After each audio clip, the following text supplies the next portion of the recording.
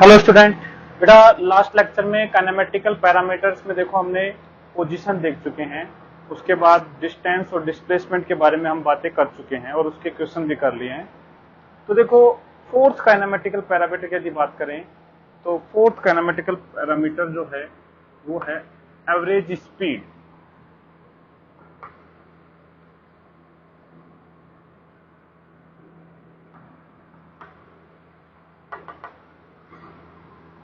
Average speed. अब देखो बेटा एवरेज स्पीड की यदि बात करें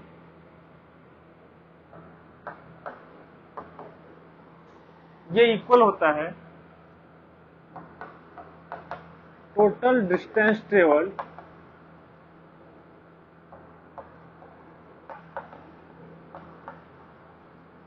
upon total time taken.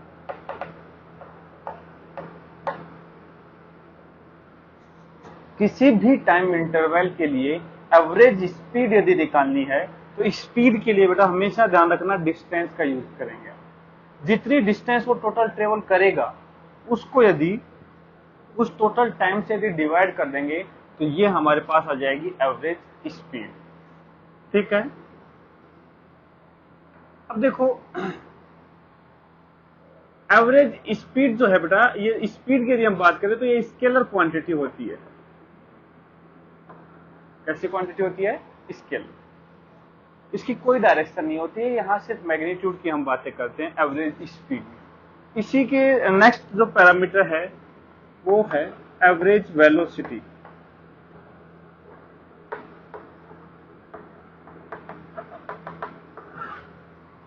Average velocity ये एक वेक्टर क्वांटिटी होती है। इट मींस इसके पास मैग्नीट्यूड और डायरेक्शन दोनों होंगे। यदि एवरेज वेलोसिटी के डेफिनेशन की बात करें तो एवरेज वेलोसिटी देखो रिप्रेजेंट तो इसको वी एवरेज से किया जाएगा, लेकिन इसको वेक्टर फॉर्म में लिख सकता हूं तो ये आएगा displacement divide by time taken. Displacement divide by time taken, ये आएगी एवरेज वेलोसिटी। बेटा एवरेज वेलोसिटी देखो डिस्प्लेसमेंट को मैं एस से रिप्रेजेंट कर सकता हूं तो यहां जो ये बन जाएगा D S vector by D T. D S vector by D T. D S small displacement को रिप्रेजेंट कर रहा है, डिवाइड बाई डी टी उस टाइम इंटरवल को रिप्रेजेंट कर रहा है। ये सॉरी मैं कहूं, इसको लिख देता हूं डेल्टा एस वेक्टर या displacement S delta S vector upon delta T. ठीक है। एक काम करते हैं, डिस्प्लेसमेंट जो है बेटा देखो डिस्प्लेसमेंट के बारे में बताया था, डिस्प्लेसमेंट होता है final position minus initial position. तो डिस्प्लेसमेंट को लिख सकता हूं r final minus r initial, सीधा से लिख देता हूं डिवाइड बाई डेल्टा टी जो टाइम लगा है। इसको मैं ऐसा लिख सकता हूं v average is equal to बेटा r final minus r initial मतलब चेंज इन पोजीशन वेक्टर। इसको हम ऐसे लिखते हैं delta r vector upon delta t. ये जो है एवरेज वेलोसिटी है। तो देखो एवरेज वेलोसिटी की डायरेक्शन हमेशा डेल्टा आर वेक्टर की डायरेक्शन में होगी और डेल्टा आर वेक्टर मतलब डिस्प्लेसमेंट। बेटा डिस्प्लेसमेंट होता है final position vector minus initial position vector, उसको डेल्टा आर लिखा है डिवाइड बाय डेल्टा टी। ये होगी एवरेज वेलोसिटी, ये एक वेक्टर क्वांटिटी होती है। इसके नेक्स्ट देखो हम डिफाइन करते हैं इंस्टेंटेनियस वेलोसिटी।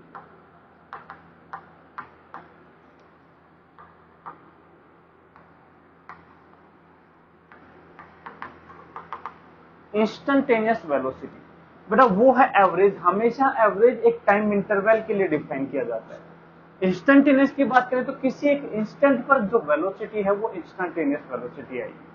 अब देखो इंस्टेंटेनियस वेलोसिटी की डेफिनेशन क्या होती है कि जो बेटा वहां जो टाइम इंटरवल है वो डेल्टा टी है, कुछ टाइम इंटरवल जैसे 2 सेकंड 5 सेकंड 10 सेकंड ऐसा कुछ हो सकता है। यदि उस टाइम इंटरवल को हम बहुत छोटा कर दें, हम कहते हैं कि टाइम इंटरवल इनफाइनाइटली स्मॉल, बहुत ही छोटा है, तो उस बहुत छोटे टाइम इंटरवल के लिए जो एवरेज वेलोसिटी है वो ही इंस्टेंटेनियस वेलोसिटी हो जाती है।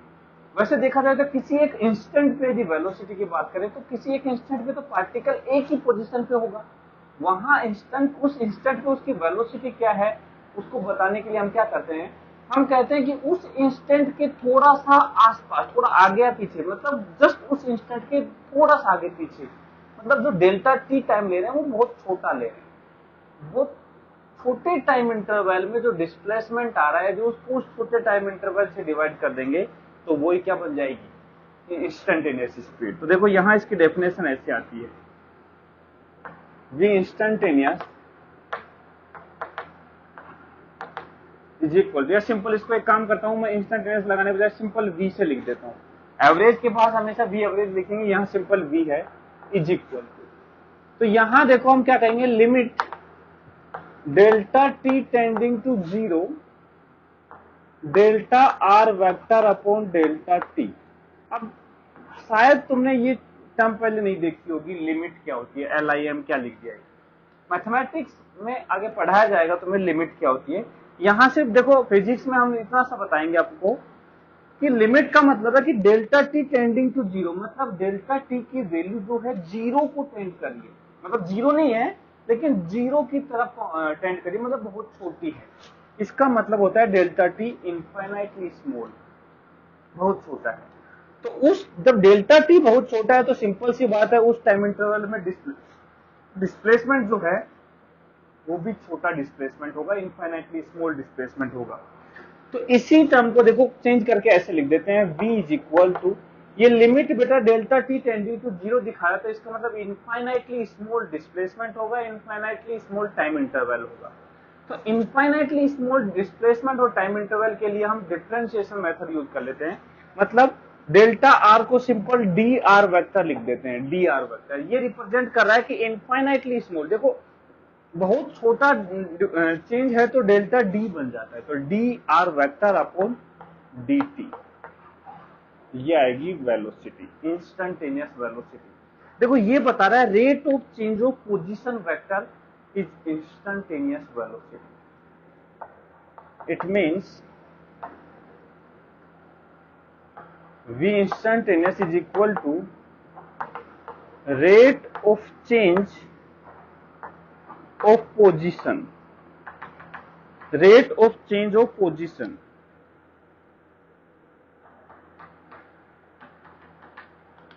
rate of change of position is called instantaneous velocity। ठीक है बेटा। अब देखो ये r वेक्टर जो है ये पोजीशन वेक्टर है उसका, यदि देखो स्टार्टिंग में हम इस चैप्टर में सिर्फ मोशन इन वन डायमेंशन पढ़ेंगे, तो वन डायमेंशन मोशन में ये जो डिस्प्लेसमेंट है ये भी वन डायमेंशनल होगा, मतलब या तो x डायरेक्शन में होगा या y डायरेक्शन में या z डायरेक्शन में, तो किसी एक डायरेक्शन में होगा। मैंने कहा सपोज x डायरेक्शन में मोशन हो रहा है, मतलब जिस लाइन पे मोशन हो रहा है उस डायरेक्शन को मैंने क्या बोल दिया, x एक्सिस। तो if in motion in one dimension, one dimension में मोशन है तो एक्चुअल में आर वेक्टर को मैं x से रिप्लेस कर सकता हूं, तो वेलोसिटी जो है वो बन जाएगा dx by dt।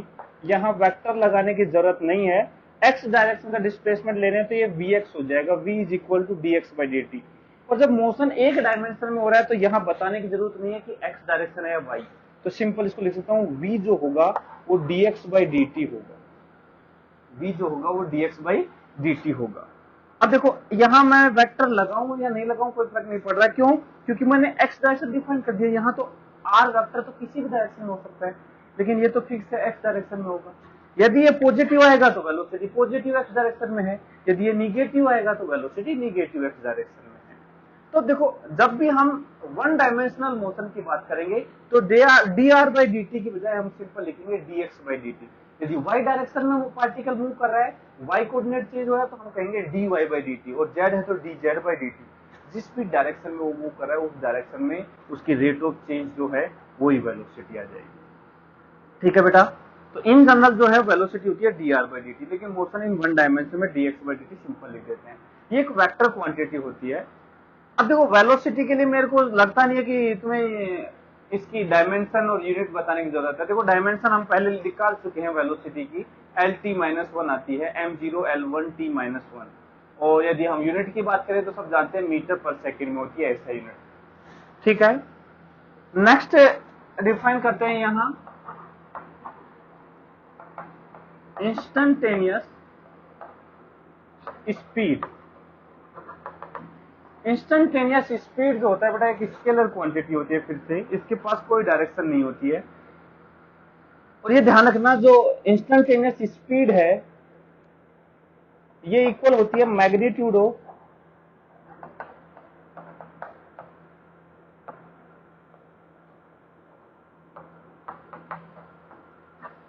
Of instantaneous velocity. मतलब उस टाइम पर जो वेलोसिटी है उसका मैग्नीट्यूड, मतलब सिर्फ हमें पॉजिटिव वैल्यू चाहिए। ठीक है, ये इंस्टेंटेनियस स्पीड हो जाएगी।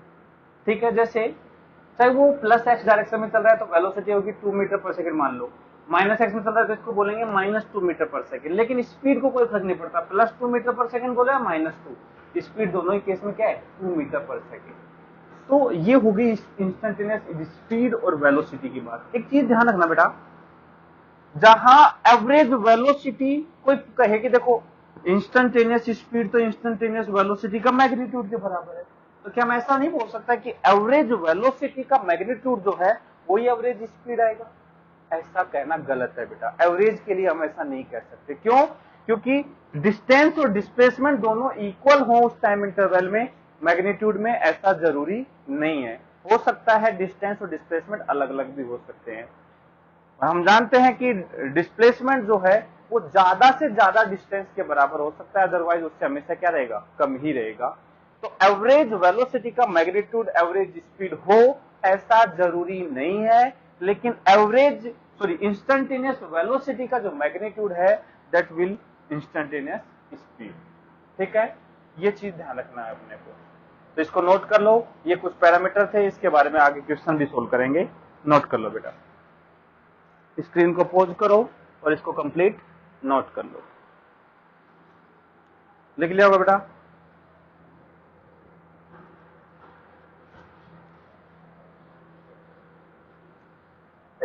एक बार जैसे हमने डिस्टेंस और डिस्प्लेसमेंट का कंपैरिजन किया था, ऐसे एक बार इसका भी कंपैरिजन कर लेते हैं।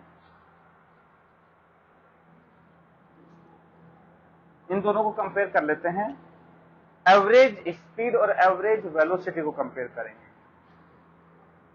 ये है एवरेज वेलोसिटी और इधर है एवरेज स्पीड।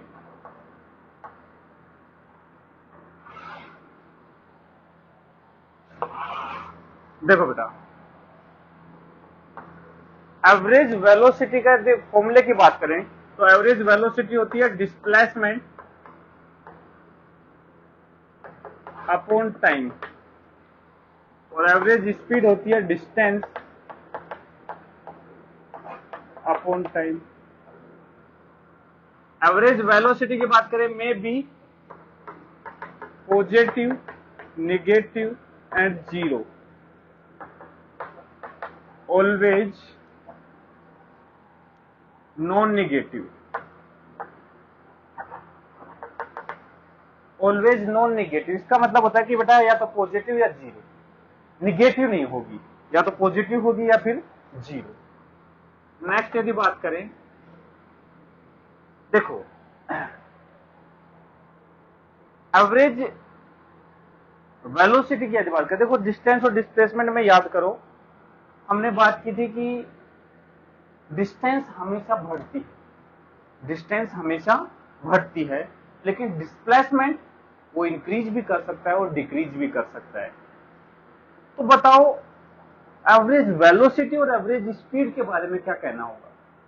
क्या एवरेज वेलोसिटी, जैसे डिस्प्लेसमेंट जो है बढ़ सकता है घट सकता है, तो सिंपल सी बात है एवरेज वेलोसिटी बढ़ भी सकती है और घट भी सकती है, लेकिन एवरेज स्पीड के बारे में क्या कहना है? डिस्टेंस तो हमेशा बढ़ेगी, तो एवरेज स्पीड बताओ बढ़ सकती है या घट सकती है या नहीं? तो ध्यान से देखो, ये तो है में इंक्रीज और डिक्रीज, इसके बारे में बात करें तो ये भी आएगा में इंक्रीज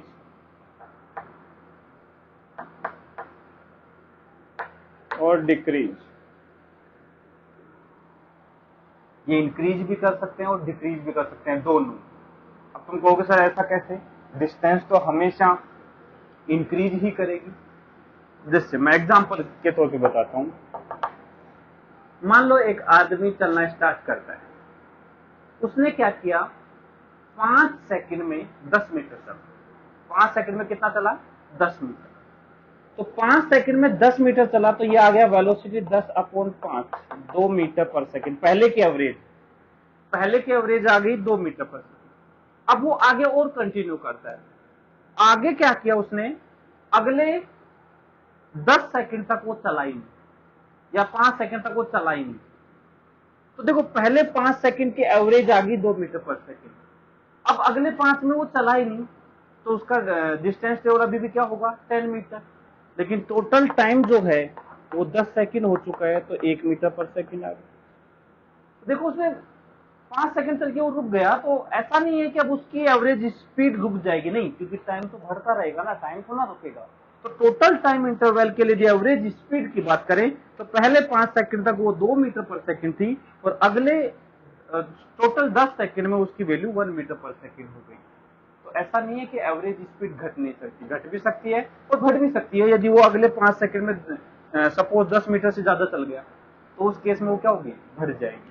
तो एवरेज स्पीड में इंक्रीज, में डिक्रीज, में रिमेन कांस्टेंट, कुछ भी हो सकता है, ये ध्यान रखना।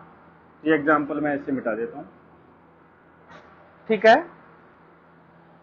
एक चीज और ध्यान रखना बेटा, कंपैरिजन बस इतना ही बहुत है इसमें। जैसे हमने देखा था, we know that distance is always greater than equal to displacement, ये हम देख चुके हैं। डिस्टेंस या तो डिस्प्लेसमेंट के इक्वल होगी या उससे बड़ी ही होगी। तो क्या कहते हो, एवरेज वेलोसिटी और एवरेज स्पीड में ऐसा रिलेशन होगा या नहीं होगा? क्या मैं कह सकता हूं कि डिस्टेंस बड़ी है तो एवरेज स्पीड भी बड़ी होगी? बिल्कुल सिंपल सी बात है, होगी। सेम टाइम इंटरवल के लिए बात कर रहे हैं हम दोनों केस में। बाय डिफॉल्ट दोनों यदि कंपेयर कर रहे हैं तो सेम टाइम इंटरवल में, डिस्टेंस और डिस्प्लेसमेंट में कंपेयर करते हैं तो सेम टाइम इंटरवल के लिए करते हैं।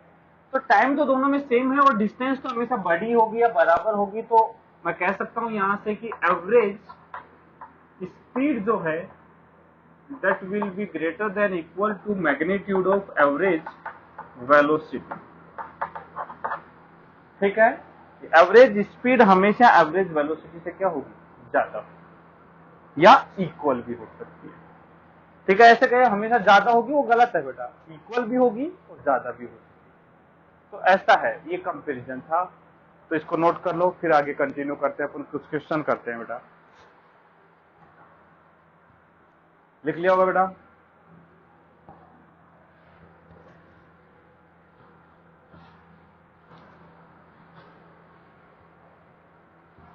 अब देखो बेटा, एक क्वेश्चन करते हैं। क्वेश्चन ऐसे है, एक आदमी मार्केट जाता है, घर से चलना स्टार्ट करता है t=0 पर, और वो 5 किलोमीटर पर आवर की स्पीड से मार्केट की तरफ जाता है। सॉरी, 2.5 किलोमीटर पर आवर की स्पीड से जाता है। 5 किलोमीटर दूर मार्केट है, मार्केट पहुंच गया, लेकिन वहां देखा कि यहाँ तो लॉकडाउन लगा हुआ है, मार्केट तो बंद है। फिर वो वापस लौट जाता है तुरंत, बिना टाइम वेस्ट किए। पता चले कि पुलिस वालों ने पकड़ के धर लिया उसको, तो इसलिए वो तुरंत वापस लौट गया, और वापस वो 7.5 मीटर पर सेकंड की स्पीड से दौड़ के आया। मतलब गया था 2.5 किलोमीटर पर आवर से, आया 7.5 किलोमीटर पर आवर की स्पीड से, ठीक है। तो इसमें कुछ हम क्वेश्चन पूछेंगे, तो पहले इसको लैंग्वेज में लिखेंगे। नोट करो क्वेश्चन को बेटा, नोट करेंगे इसमें। A man goes to the market, a man goes to the market with speed 2.5 kilometer per hour, 2.5 kilometer an hour, ऐसे। If market is 5 kilometers away from his home. If market is 5 kilometers away from his home, ठीक है, when he reaches to the market, he saw that market is closed due to lockdown.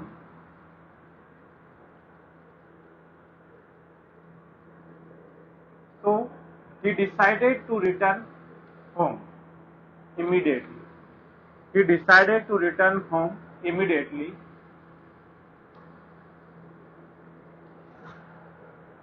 And came back with speed 7.5 kilometers per hour. 7.5 kilometers per hour.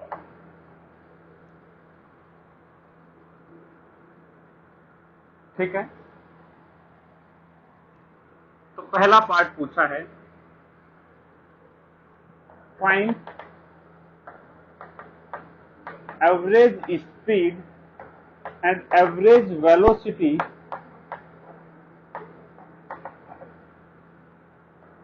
For t equal to 0 to t equal to 1 hour. पहले एक घंटे के लिए average speed पूछी है और average velocity पूछी है, ये क्वेश्चन। तो देखो इसका पूरा प्लॉट करते हैं हम क्वेश्चन को। जब भी ऐसा क्वेश्चन हो तो उसका एक थोड़ा सा डायग्राम बना लेते हैं जिसमें दिखे कि क्या हो रहा है। ये घर है उसका, यहां से वो इधर गया मार्केट में, यहां मार्केट है, ये 5 किलोमीटर दूर है, ठीक है। ये आदमी इधर आ रहा है 2.5 kilometre per hour, 2.5 kilometre per hour से। तो बताओ एक सिंपल सी बात पूछो, ये मार्केट जब इधर पहुंचेगा तो यहां तक पहुंचने में क्या टाइम हो चुका होगा? ये जब ये चला था तो t इक्वल टू 0 था, मतलब इसने स्टॉप वॉच स्टार्ट किया, मान लो t इक्वल टू 0 था। जब ये मार्केट पहुंचा तो बताओ क्या टाइम हो चुका होगा? तो हमें पता है 2.5 किलोमीटर पर आवर चलता है और टोटल है 5 किलोमीटर, तो सिंपल से बात है 2 आवर में पहुंचेगा, तो t इक्वल टू 2 आवर हो चुका होगा। फिर इसके बाद ये क्या डिसाइड करता है कि मैं वापस आता हूं। वापस जाने की जो इसकी स्पीड है वो 7.5 किलोमीटर पर आवर हो गई, 3 गुना कर दी इसने, स्पीड क्या कर दी? 3 गुना। देखो 2.5 का 7.5 कर दिया, तो वापस जाने में जो टाइम लगेगा वो टाइम इसका 1/3 हो जाएगा। यदि स्पीड 3 गुना कर देगा टाइम क्या हो जाएगा? 1/3, या फिर हम कहेंगे टोटल डिस्टेंस चलना है इसको 5 किलोमीटर और स्पीड है 7.5 किलोमीटर, तो टाइम आ जाएगा, ये जो टाइम है ये टाइम इसका हो जाएगा 5 kilometre upon 7.5 kilometre per hour. तो ये आ जाएगा, देखो यदि दोनों को डबल कर दे तो उससे मल्टीप्लाई कर दे तो 10 हो जाएगा, ये 15 हो जाएगा, 10 अपॉन 15 तो 2 अपॉन 3 आवर। ये जो टाइम लगेगा 2 अपॉन 3 आवर, तो इसको मिनट में बदला बेटा, 1 घंटा मतलब 60 मिनट, तो 60 गुना 2/3 ये आ जाएगा 40 मिनट। मतलब उसको वापस जाने में कितना लगेगा? 40। सिंपल सी बात है, ये 2 घंटे मतलब 120 मिनट, तो इसका 1/3 टाइम लगा है क्योंकि स्पीड इसने 3 टाइम्स कर दी। तो ये t इक्वल टू 2 आवर था, तो बताओ यहां पहुंचते पहुंचते टोटल टाइम हो चुका होगा 2 आवर एंड 40 मिनट। मतलब मैं कहूं 2 आवर 40 मिनट,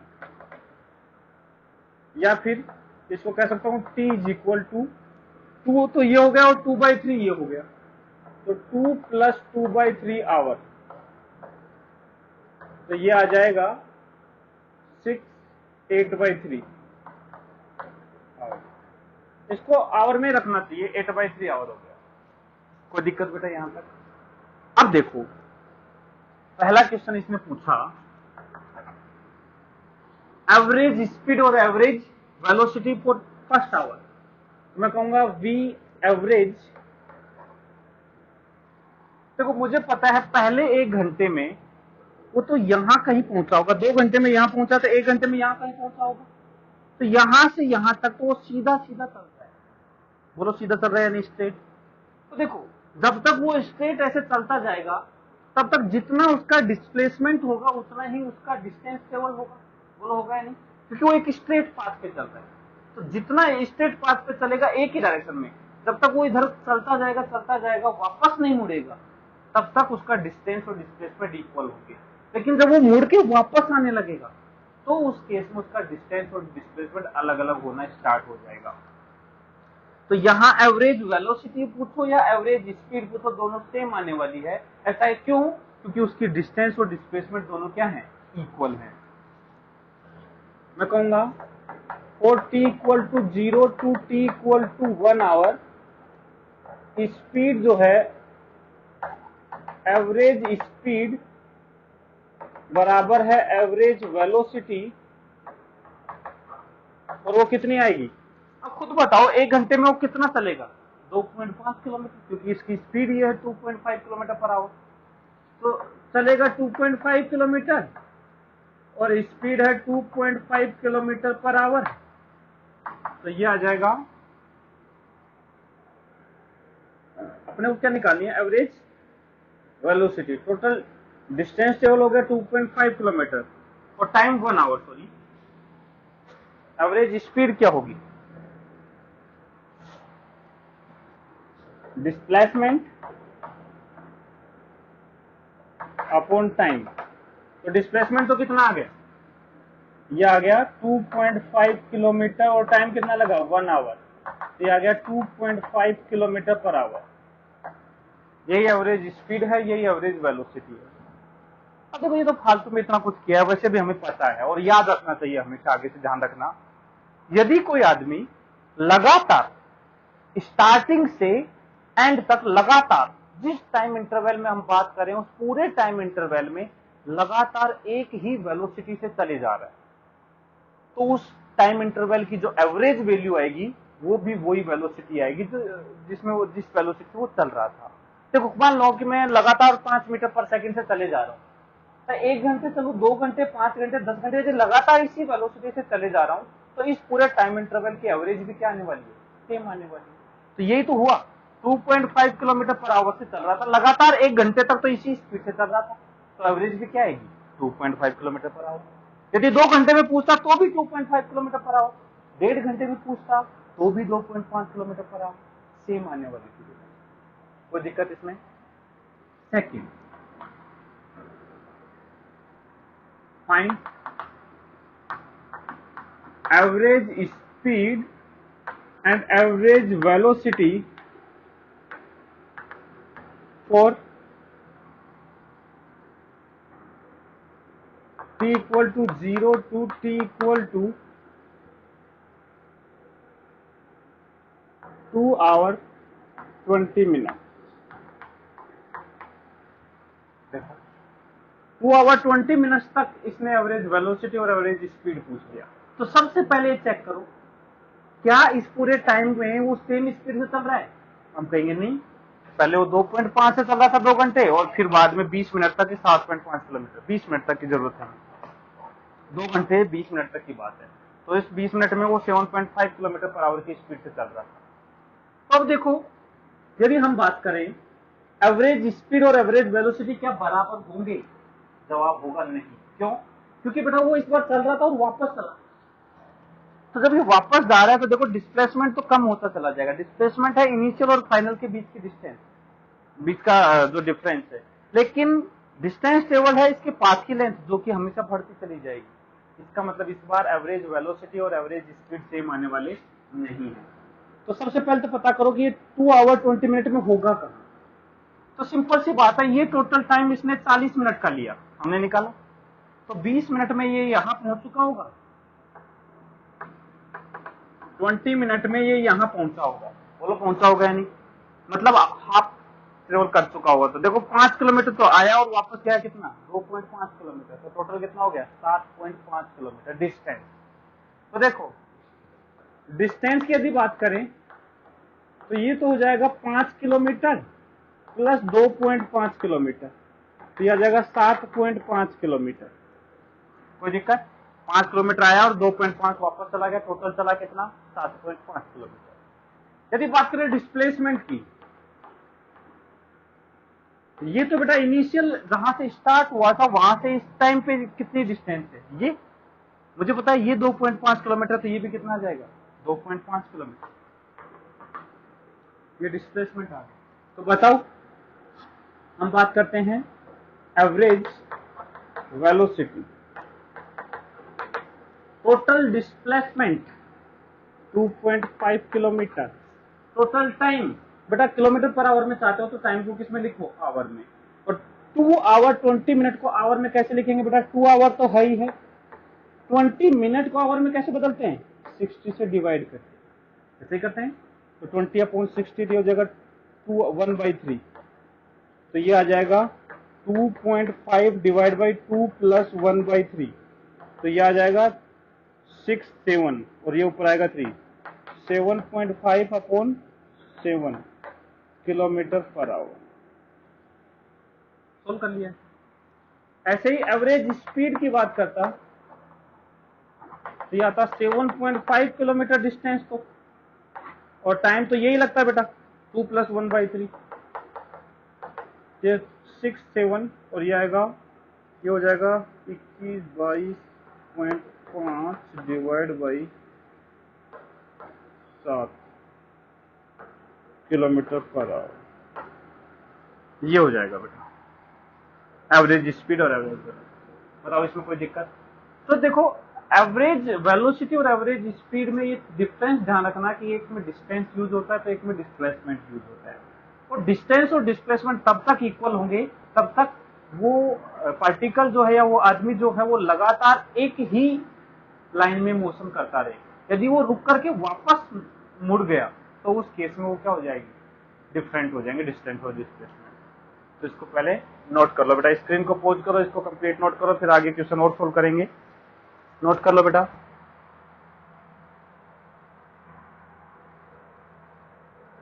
सभी को दिख तो रहा होगा?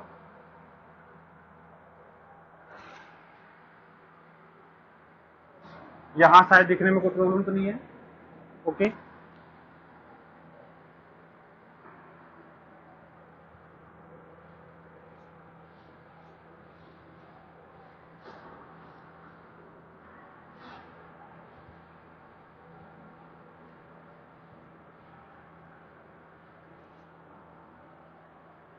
हाँ बेटा, इसके बाद एक क्वेश्चन और करते हैं।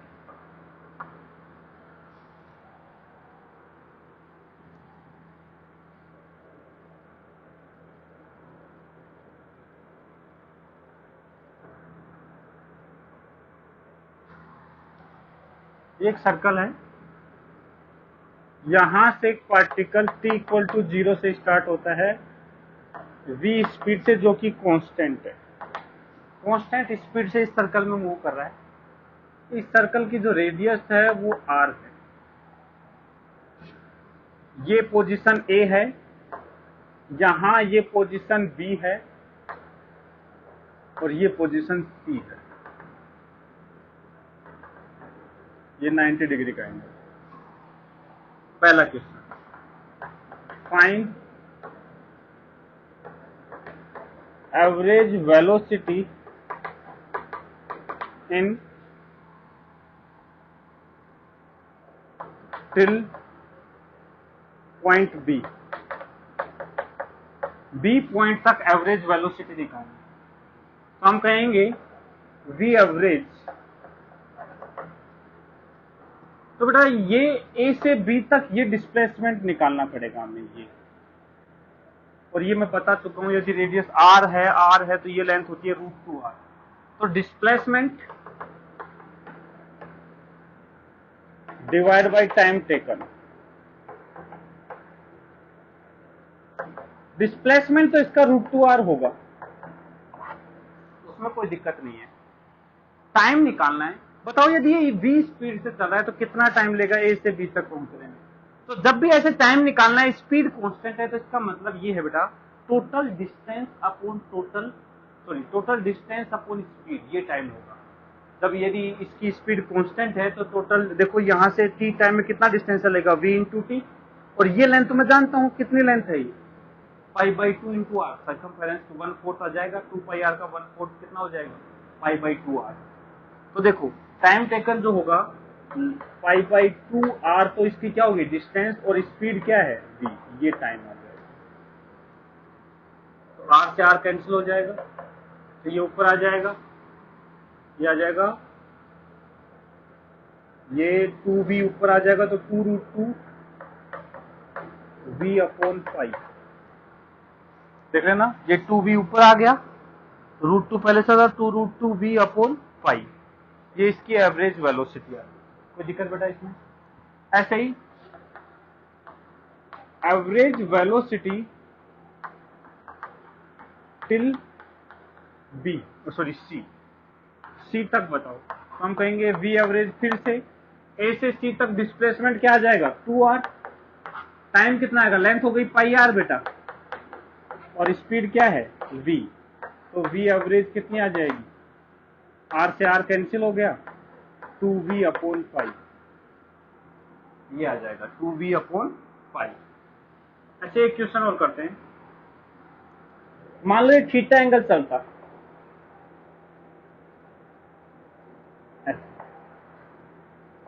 सिर्फ थीटा एंगल चल रहा है और स्पीड इसकी v है कांस्टेंट, रेडियस इसकी r है, तो हम कहते हैं ये डिस्प्लेसमेंट निकालो। तो बता सकते हो डिस्प्लेसमेंट कितना आया था, याद करो मैंने बताया था लास्ट, डिस्प्लेसमेंट निकालना बताया था, ये बताओ, ये आया था 2r sin θ/2, ये डिस्प्लेसमेंट आया था। तो एवरेज वेलोसिटी जो आएगी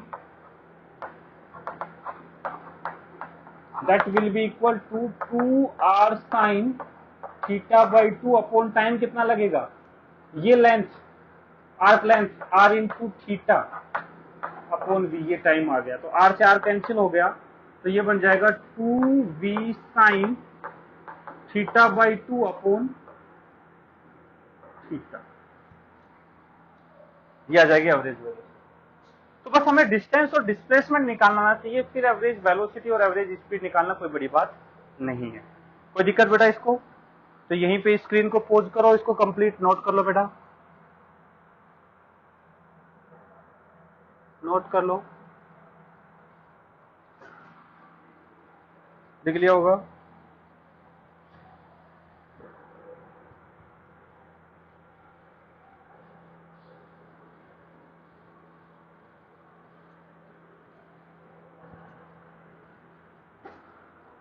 हाँ, इसके बाद देखो, अब देखो कुछ क्वेश्चन जो बार बार पूछता है वैसे क्वेश्चन सोल्व करते हैं। देखो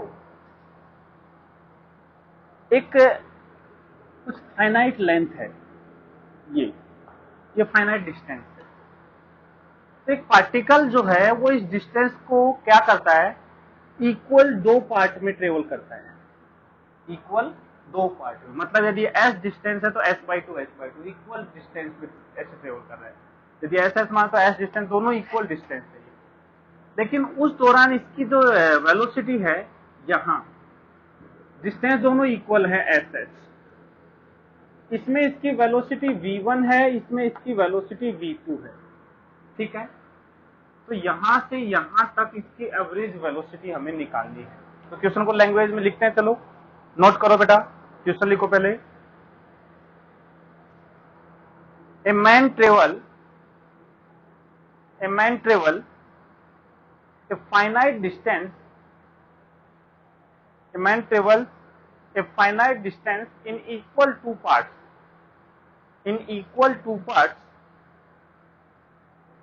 with speed v1 and v2 respectively, then find average speed of this man, ठीक है, इस कंप्लीट टाइम इंटरवल के दौरान निकालनी है, एवरेज स्पीड निकालनी है। तो देखो फिर से वैसे ही शुरू करेंगे हम कहेंगे ये भी डिस्टेंस ऐसा ऐसा मान लिया, इसने दिया नहीं है, फाइनाइट डिस्टेंस को इक्वल दो पार्ट बोला है। चाहो तो यदि टोटल डिस्टेंस s मानना चाहते हो तो s/2 s/2 मान लो, यदि दोनों को सेम मानना चाहते हो तो s मान लो, टोटल डिस्टेंस हो जाएगी 2s। कोई दिक्कत इसमें? ये v1 से चल रहा है, ये v2 से चल रहा है, तो एक काम करो दोनों का टाइम निकाल लो। ये आएगा t1, बताओ इसका टाइम क्या आएगा? देखो ये सिंपल फॉर्मूले सभी को पता होंगे, मेरे ख्याल से बताने की जरूरत नहीं है। Speed is equal to distance upon time हम देख चुके हैं। तो टाइम निकालना हो तो ये आ जाएगा, बेटा टाइम इधर आएगा तो ये डिस्टेंस अपॉन स्पीड। ये तो सभी को पता है बेटा, ये 9th-10th क्लास में पढ़े जाते हैं, ये तो सिंपल, इसको इधर लेके जाओ, इसको इधर लेके आओ, ये सब। लेकिन ये केवल कांस्टेंट स्पीड हो तब है, और ये कांस्टेंट दे रखा है, पहले v1 कांस्टेंट है फिर v2 कांस्टेंट है, इस टाइम इंटरवल की बात कर रहे हैं। तो ये जो t1 लगेगा बेटा, टोटल डिस्टेंस कितना चला ये s, और किस स्पीड से? v1 से, तो ये t1 आ गया। तो बताओ यहाँ का टाइम इंटरवल जो t2 लगेगा वो क्या होगा? डिस्टेंस चला s और स्पीड क्या है? v2। तो देखो v एवरेज स्पीड की यदि बात करें तो टोटल डिस्टेंस बताओ s, ये 2s हो गया upon total time t1 plus t2। तो v average is equal to आ जाएगा 2s upon s by v1 plus s by v। तो देखो s जो हमने अज्यूम किया था वो तो कैंसिल हो जाएगा, हर बार कैंसिल होना ही चाहिए। तो v average is equal to आ जाएगा 2 upon 1 by v1 plus 1 by 2 upon 1 by v1 plus 1 by v2। तो इसको मैं ऐसा भी लिख सकता हूँ, v1 v2 एलसीएम लेंगे तो ऊपर आ जाएंगे 2v1 v2 upon v1 plus v2, 2v1 v2 upon v1 plus v2। ये एवरेज स्पीड आ गई इस पूरे टाइम में। कोई दिक्कत? देखो कुछ बड़ा काम नहीं है, क्या है, फाइनली हमें ये फॉर्मूला ही लगाया, टाइम माना था, दोनों कैलकुलेट करके यहाँ रख दिया, आंसर आ गया। डिस्टेंस हमने s मान ली थी, एक हाफ डिस्टेंस, ये भी s है, तो टोटल डिस्टेंस 2s होगी। बेटा यहाँ टोटल डिस्टेंस लिखनी है 2s, ना कि s, ध्यान रखना। यदि टोटल s मानते हो तब s लिखना है, लेकिन उसमें ये s/2 s/2 सेम आंसर आएगा। तो इसको लिख लो, या फिर देखो एक नोट लिख लेते हैं।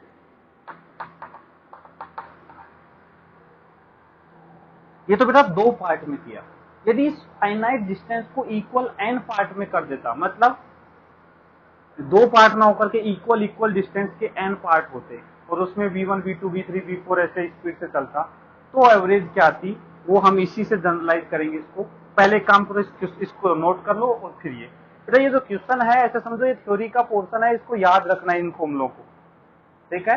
ये स्टैंडर्ड केस है जो याद रखने चाहिए हमें। नोट लिखेंगे पहले, तो इसको नोट करो, क्वेश्चन को नोट कर लो बेटा। चलो अब नोट लिखते हैं, इसमें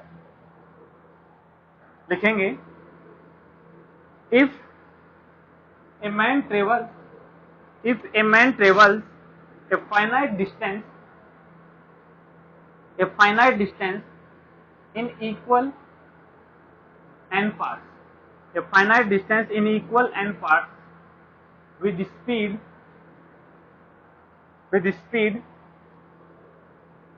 v1 ऐसे v1 v2 v3 vn, v1 v2 v3 और vn ऐसे n पार्ट की अलग अलग स्पीड है। then its average speed in this time interval will be v average is equal to, देखो बेटा ये s दो जगह आया तो 2s बना, ऐसे n जगह आता तो ये n टाइम्स ऑफ s बनता, और t1 t2 जगह t1 plus t2 plus t3 plus t4 होता, तो ये आंसर कुछ ऐसा होता, दो की जगह तो होता n, बाकी 1 by v1 plus 1 by v2 plus 1 by v3 1 by vn। को यहाँ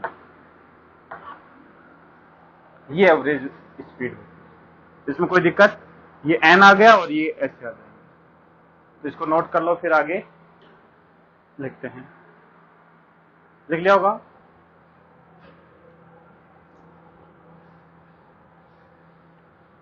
इसके बाद देखो, इसमें थोड़ा सा चेंज कर देते हैं।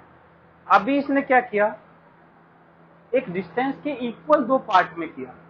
अब क्या कर रहा है, उस डिस्टेंस को इक्वल दो पार्ट में नहीं, इक्वल दो टाइम इंटरवल में कर रहा है। मतलब यदि उस डिस्टेंस को चलने में टोटल 1 घंटा लगा तो 30-30 मिनट में कर रहा है। 30 मिनट अलग मोशन है, 30 मिनट अलग मोशन है। इस 30 मिनट में वो V1 से चल रहा है, इस 30 मिनट में वो V2 से चल रहा है। यदि 5 घंटे लगे हैं तो 2.5 घंटे V1 से चलेगा, 2.5 घंटे V2 से।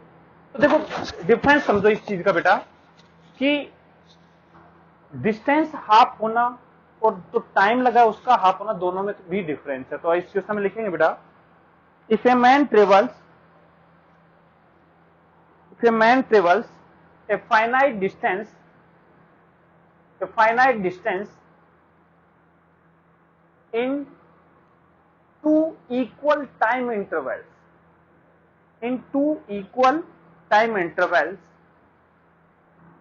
with speed v1 and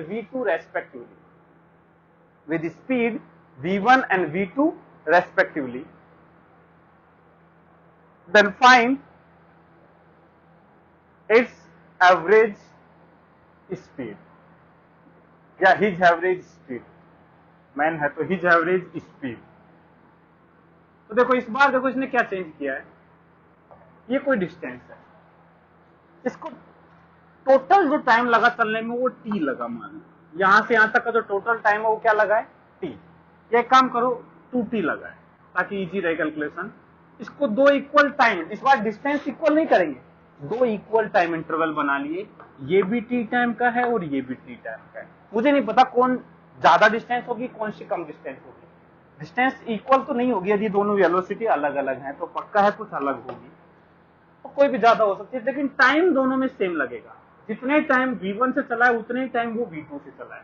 इसमें ये V1 से चला है, इसमें ये V2 से चला है, ठीक है।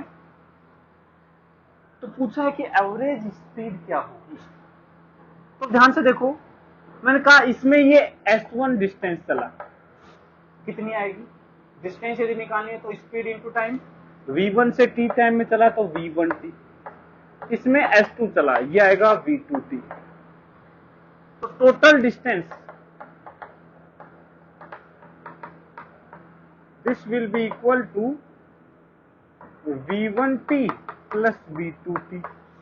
तो एवरेज स्पीड जो आएगी V एवरेज, तो डिस्टेंस तो आ गई V1t प्लस V2t, और टाइम कितना लगा है t या 2t, 2t। देखो t इसका t इसका, तो t तो कैंसिल हो गया, तो V एवरेज आ गई V1 plus V2 by 2, V1 plus V2 by 2, ये एवरेज स्पीड आ। तो एक काम करते हैं बेटा, एक बार समझते हैं कि एवरेज होता क्या है, उसको समझने की कोशिश करते हैं।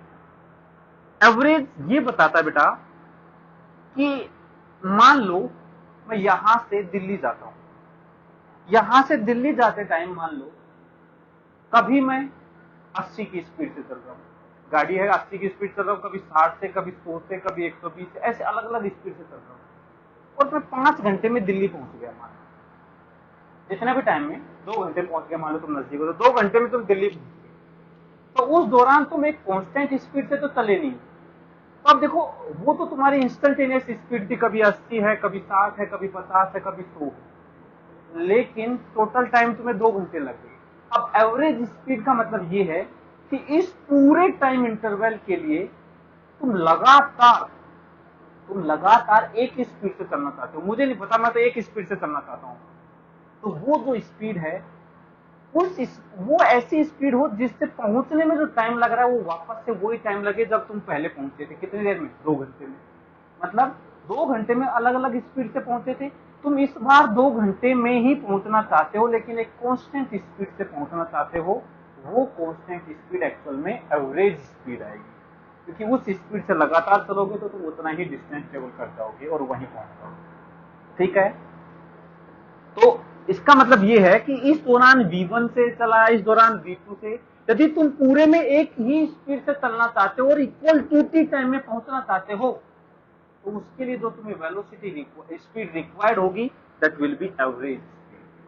ठीक है, यदि तुम V1 प्लस V2/2 स्पीड से चलोगे तो इतने ही टाइम में इतनी ही डिस्टेंस ट्रेवल कर लोगे, मतलब यहां एक साथ पहुंचोगे। ठीक है, ये एवरेज होता है। अब देखो, ये तो था दो पार्ट के लिए। यदि for an equal time interval, for an equal time interval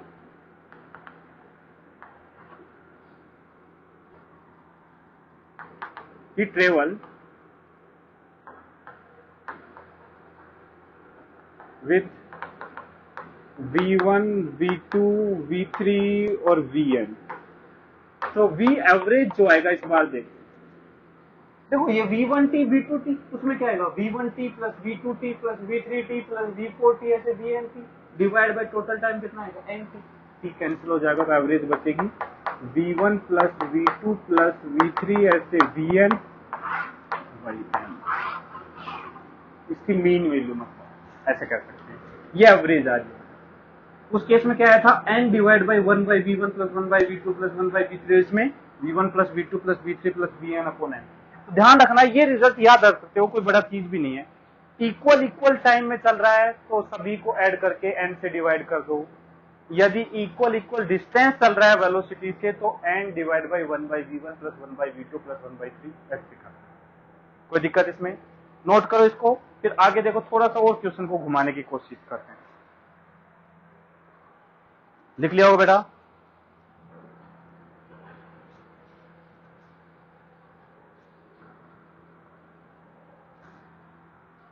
अब देखो नेक्स्ट क्वेश्चन नोट करेंगे। If a man travels a finite distance, if a man travels a finite distance in equal two part, in equal two part। अब equal two part बोला है, time के लिए नहीं बोला, इसका मतलब ये डिस्टेंस के दो पार्ट है, मतलब 10 किलोमीटर का 5-5 किलोमीटर ऐसे इन इक्वल टू पार्ट। इसमें लिखेंगे in first half he travels with speed v1, in first half he travels with speed v1 and in second half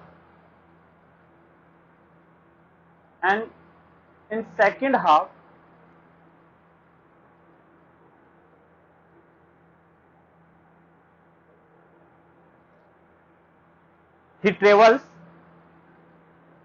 with the speed v2 and v3, in second half he travels with the speed v2 and v3 for equal time interval, for equal time interval, then find average speed। एक बार करने की कोशिश करो सभी लोग, hold करके screen को यहीं पे पोज करके और करने की कोशिश करो।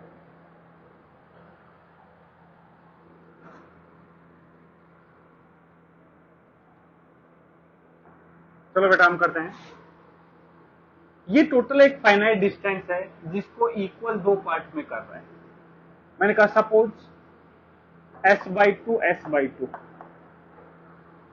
ले, कोई फर्क नहीं पड़ रहा उसको। इसमें वो v1 से चल रहा है, लेकिन इसमें थोड़ा नाटक कर रहा है, इस हाफ में वो थोड़ा नाटक कर रहा है।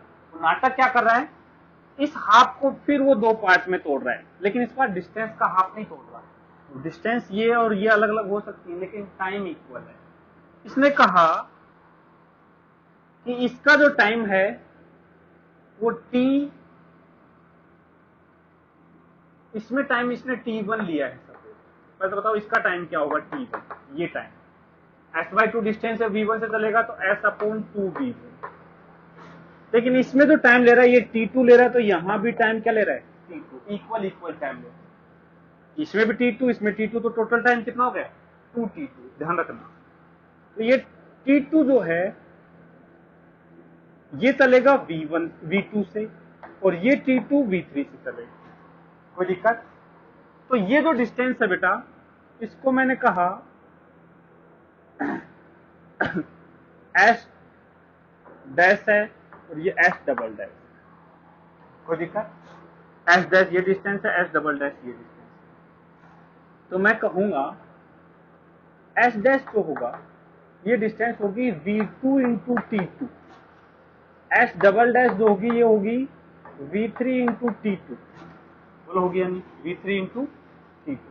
तो s बाई 2 जो है ये हो जाएगा S dash plus S double dash. तो s by 2 is equal to S dash क्या था v2t प्लस T2 और v3 T2। तो यहां से T2 क्या आ जाएगा, ये आ जाएगा s divide by twice of v2 plus v3, twice of v2 plus v3। ये टाइम है ये वाला, और ये टाइम है s डिवाइड बाई 2v1, और ये टाइम है s divide by 2v2 plus v3। अब देखो एवरेज स्पीड वो होगी total distance s by 2 s हो गया अपॉन टोटल टाइम, ये आएगा t1 plus twice of t2। ध्यान रखना ट्वाइस ऑफ t2 क्यों लिखा है बेटा, क्योंकि t2 ये वाला टाइम है और t2 ये वाला, तो टोटल यहां से यहां तक का टाइम क्या हो गया 2t2। बताओ v एवरेज क्या आएगा, s divide by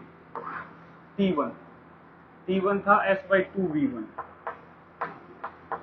t2 twice of t2 आएगा s by 2v2 plus v3, यही आएगा। तो v एवरेज s कैंसिल हो जाएगा, देखो एलसीएम लोगे तो एलसीएम आएगा इसका जो कि ऊपर आ जाएगा 2v1 into v2 plus v3, यही एलसीएम आएगा 2v1 v2 प्लस v3।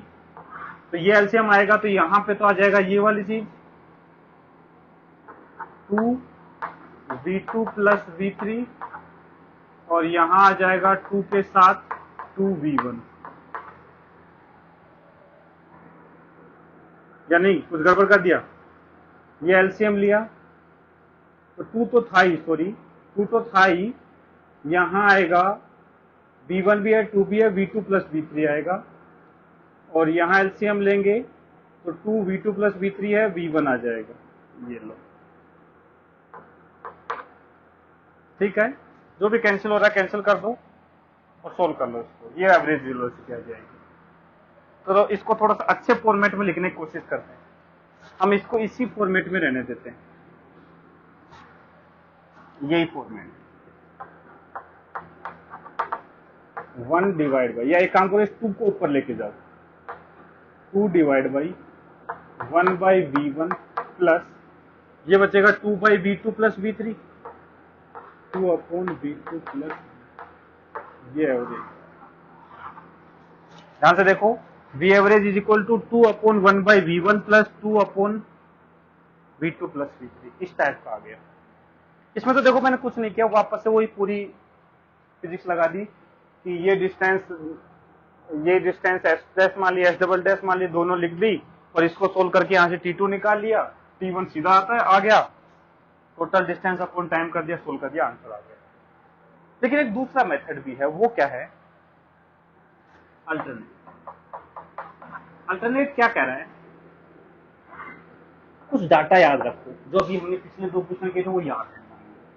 हमने कहा इक्वल 2 डिस्टेंस है, बोलो है या नहीं, इसमें ये v1 से चल रहा है, इसके इक्वल जो टाइम है tt मान लिया, इसमें ये v2 से चल रहा है, इसमें ये v3 से चल रहा है। तो अब सबसे पहले इसको देखो, इसको सिर्फ इतने रीजन भूल जाओ उसको, सिर्फ इतने को देखो। इसमें ये कोई फाइनाइट डिस्टेंस है जिसको 2 बराबर टाइम इंटरवल में कर रहा है, बोलो कर रहा है नहीं, इस टाइम इंटरवल में इसकी वेलोसिटी v2 है, इसमें v3 है। क्या ऐसा क्वेश्चन हमने नहीं किया कि एक फाइनाइट डिस्टेंस को इक्वल 2 टाइम इंटरवल में करे v1 v2 से, तो क्या आंसर आया था टाइम इंटरवल वाले केस में v1 प्लस v2 बाई 2। तो बताओ इस दौरान का एवरेज बता सकते हो या नहीं, तो इसका जो एवरेज आएगा, इसका सिर्फ इसका v एवरेज, या इसको मैं बोल दूं v डैश बोल दिया, इसको क्या बोल दिया v डैश, ये एवरेज बोल रहा हूं। मतलब ये कहने का बात है बेटा कि ये जो नाटक कर रहा है इतना, इसको हटा के यदि मैं पूरे को एक स्पीड से रिप्लेस करना चाहूं तो वो स्पीड इसकी एवरेज स्पीड होगी। तो बताओ इस पूरे की एवरेज स्पीड क्या आ जाएगी? तो इक्वल टाइम इंटरवल के लिए आ जाएगी v2 प्लस v3/2, बोलो आ जाएगी नहीं? मतलब इस पूरे को हटा के तुम v डैश लिख सकते हो। तो अब बताओ दो इक्वल डिस्टेंस है, तो इक्वल डिस्टेंस है, एक में चल रहा है v1 से और दूसरे में इसको भूल जाओ v डैश से चल रहा है, तो बताओ एवरेज क्या आएगा? मैं कहूंगा एवरेज आएगा, दो हैं तो 2 divide by v1 plus v dash by 2। ध्यान से देखो v1 plus v dash by 2, और v डैश मैं निकाल चुका हूं, तो v1 तो क्या आया था, ये क्या कर दिया मैंने, सॉरी गड़बड़ कर दिया अपने यहां, एवरेज क्या आता था 2 divide by 1 by v1 plus 1 by v2, v2 की जगह क्या है यहाँ पे v डैश, तो देखो क्या आ गया 2 divide by 1 by v1 plus 1 by v dash, 1 by v dash क्या आएगा, इसको उल्टा कर दो 2 अपॉन v2 प्लस, इतना करने की जरूरत ही नहीं है। यदि ये चीजें याद है तो देखो कितना सिंपल हो गया, इक्वल टाइम दोनों को ऐड करके 2 से डिवाइड कर दो, इसका एवरेज आ गया। अब इसका एवरेज निकालना है इक्वल डिस्टेंस, तो 2 divide by 1 by v1 plus 1 by v2, v2 की जगह v डैश रख दो, आंसर। तो इस तरीके से हम इसको सोल्व कर सकते हैं। कोई दिक्कत बेटा इसमें? नोट करो, एक अच्छा क्वेश्चन था। एक और क्वेश्चन करेंगे इसके बाद, पहले इसको नोट कर लो, लिख लिया हो बेटा?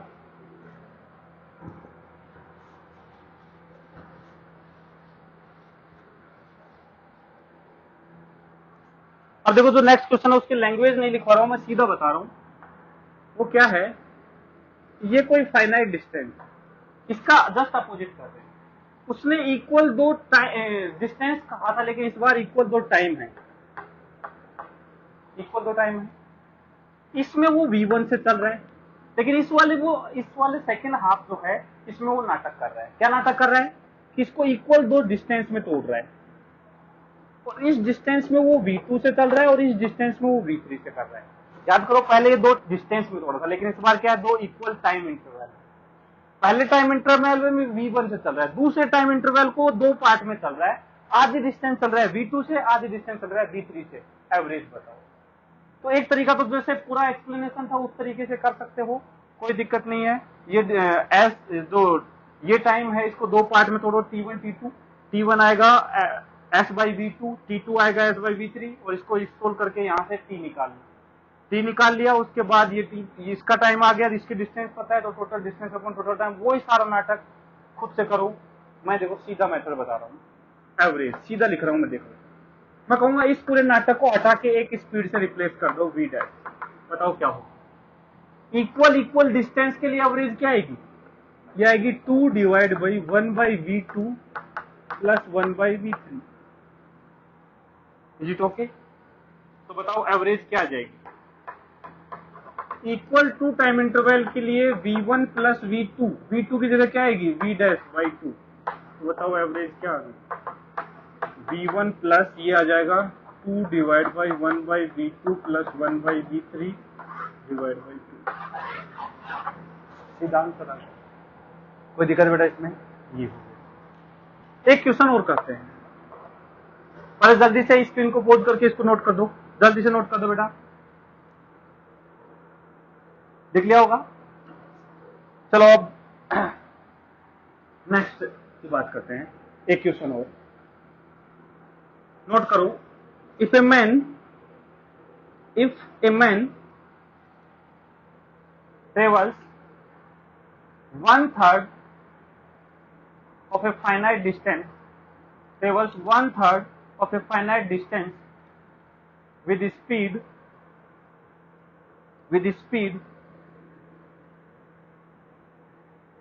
20 meter per second, with speed 20 meter per second, and remaining portion travels with speed 30 meter per second. Remaining portion travels with speed 30 meter per second. Find his average speed. Find his average speed.